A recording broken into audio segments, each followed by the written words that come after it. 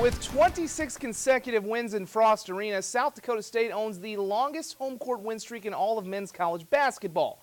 One of the last times they'd gone on a run like this was 2013, when their 30-game win streak at Frost was snapped by the visiting Montana Grizzlies, who just so happened to be the opponent tonight in the non-conference finale. First half, Jacks go about 3 minutes without a hoop thanks to some suffocating Montana defense. Finally, David Jenkins Jr.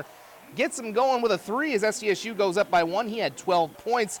We're tied up a few minutes later when Mike Dahm hits Skylar Flatt with a great pass for the slam dunk as SDSU goes up 2. Montana's Michael Ogun just dominated the rest of the half. He had 17 in the first half on his way to 23 points, and Montana took a 7-point lead. Mike Dahm would match him pretty much for most of the night and then some. This three part of his game high, 33 points. Jacks still trail, though, by 6 at the break, and they would fall behind by as many as 11 in the second half. That's when they would get on a 6-0 run. It's Flatten with the layup off a nice feed from Owen King. Flatten had 15. SDSU within 4 with about 6 minutes to go. Crowd on its feet. But Montana always put them back down on their seats. Here's Ahmad Rory stealing and going all the way for a dagger dunk as South Dakota State's win streak is snapped by Montana, 85-74. Jacks since 2011-12 are 95-6 at Frost, but they're 0-2 against the Grizzlies. They will open Summit League play on Friday at Western Illinois, rare 4:30 game. Well, home court didn't help the Coyotes either in a loss to Southern Mississippi last night.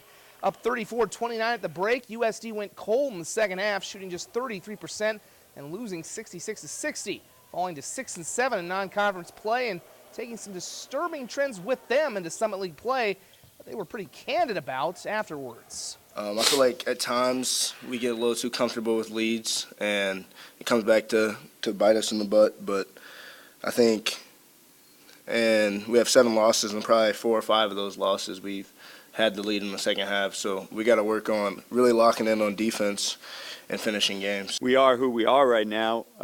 We're not very good offensive team. We struggle shooting the basketball, and we're not very big. So that's not a good combination, but that's who we are. The Coyotes open league play on Friday at North Dakota State.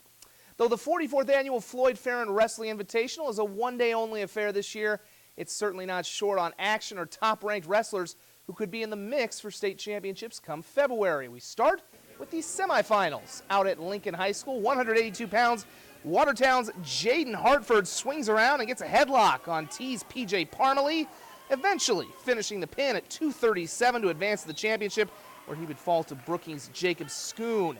220-pound semifinals now, all aboard the Gus bus. Brookings' Gus Miller needing just 125 to pin Sturgis' Clayton Smith. Junior Miller would improve to 17-1 after he would win the championship. In the heavyweight semifinals, you don't see a lot of pins, but you don't see a lot of moves like this either from Wagner's Dawson Lensing. The seniors stunning Brookings' Tucker Christie to win with the pin at 152, and Lensing would go on to take the title as well. Now we move into some championship matches at 126 pounds. O'Gorman's Bo Beavers with a 2-point takedown against Garrettson's Hayden Peart. Beavers goes on to get the victory 6-2. 132-pound championship match. All eyes on Brandon Valley's Kobe Terpstra. He's going for the pin against Lennox's Riley Williams. Now he doesn't get it because time's going to run out, but Terpstra does win via the major decision 10-0. And finally, great match at 138 pounds. Vermilion's Lucas Anglin against Brandon Valley's Isaac Klinghammer. Anglin with a 2-point takedown. He wins 5-1. Was actually named the outstanding wrestler of the meet. We take a look at the final team totals. Watertown, the champion, with a score of 208.5, followed by Sturgis, Harrisburg. Brandon Valley Roosevelt will have full standings on our website, kdlt.com, shortly after the show. Prep hoops at the Swiftel Classic in Brookings. We start with West Central's girls taking on Canby, and the Trojans would strike first. Passing back and forth to Rachel Eichmann, who drains the three. She had 12 points, and the Trojans were just getting warmed up.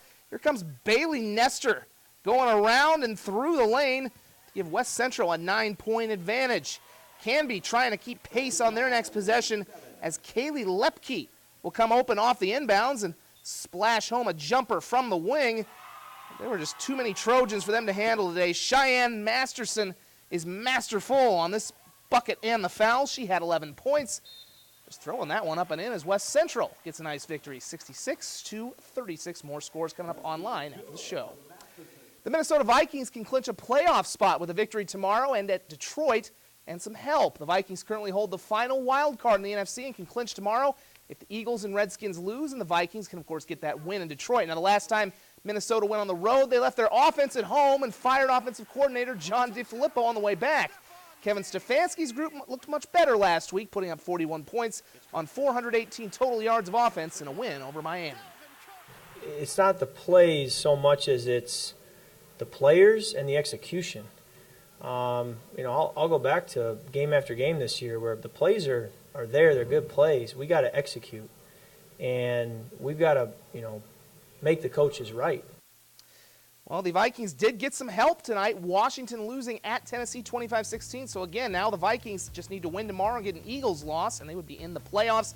And in the late game this evening, Baltimore stunning the Chargers 22-10. Minnesota Wild fall in overtime at home to the Dallas Stars 2-1.